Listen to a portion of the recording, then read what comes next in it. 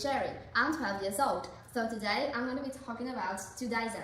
So first, let's talk about Judaism, monotheism, and its impact. So Judaism was a religion that was born 3,000 years ago at a time when polytheism was actually popular.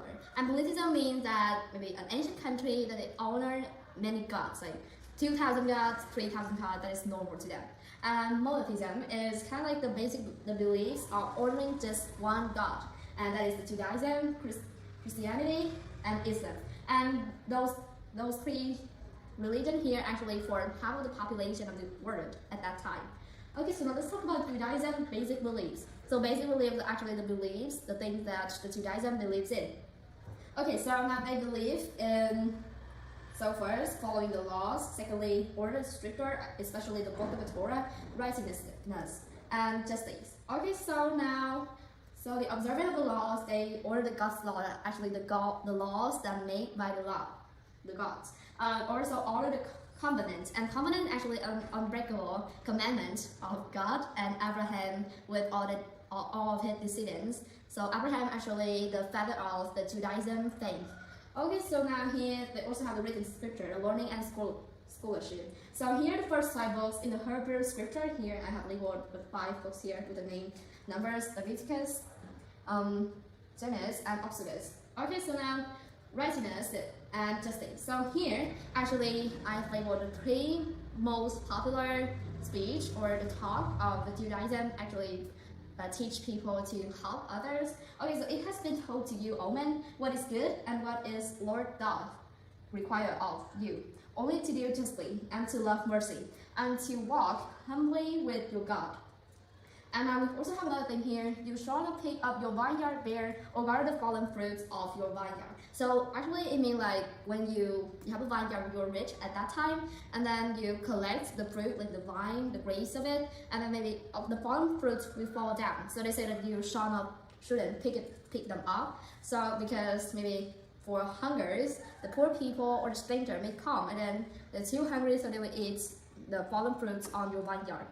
And we also have another thing here is, and when you reap the harvest of the land, you shall not reap all the way to the edges of your field, or gathering the gleanings of your harvest. And gleanings here actually kind of like when you harvest the grain, so maybe the fallen part of it, on the ground, are called the gleanings. You shall leave them for the poor and the stranger. I, the Lord, am your God. So, like I said, it said that you should leave them for the poor and the stranger. So when the gleanings fall down, maybe you don't have to pick it all up or maybe save it all away. Maybe you just put there, and then for the poor and the stranger may come and then eat them.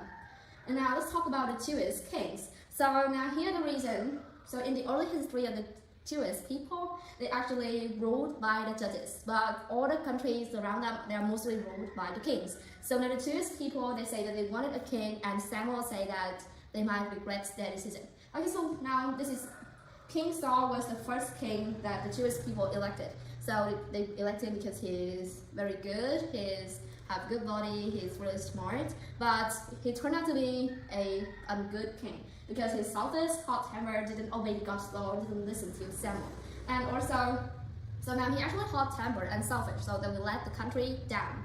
And you know, the Jewish people have been ruled by King Saul for the 42 years.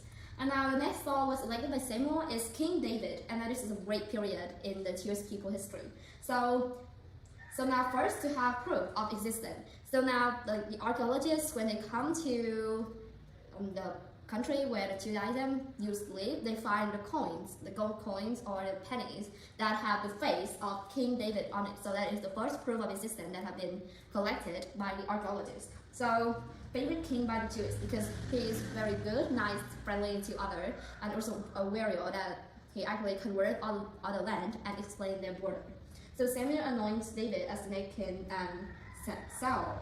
So here King Saul actually tried to kill King David, but he didn't make it. Now, so like I said, King David was a warrior that converted the other lands. So now King David actually built the capital of Jerusalem. And so, but there is some bad thing about King David, that he broke one of the commandments. Now King David at that time he had the ambition of building the temple, but since he broke one commandment, so he cannot build a temple. And his son Solomon will actually in charge of building that. So here is King Solomon. So King Solomon used word and marriage, so he gets to build the temple. So actually King David was the father of King Solomon. So since King David have break one commandment, so now King Solomon got his father's style and get to build the temple. Now we have here the Judaism today. So now Judaism today have been separated into three main sections. That is the Orthodox Judaism, the Concentrative, and the last one is the Reform Judaism. So now the Orthodox Judaism was the strictest form of Judaism, and they follow the Jewish law, maybe the coarser diets. Actually, the diet, maybe you may drink milk and you may not eat the pork on certain kinds of days, and also keep kosher, like the kosher diet like I told you. And concentrative is the next sect of the Judaism today. So now concentrative people are not actually strict as the Orthodox, so maybe they will follow the law, but it's not as strict as them. And the Reform Judaism is the least strict of three sects and doesn't follow many of the kosher. So, and yeah, they also follow the kosher, but just on certain kinds of days, maybe on important days of the historical Jewish events. So also involved in the social justice and movement. Okay, so that's all of my presentation for today. Thank you for your listening and goodbye everyone.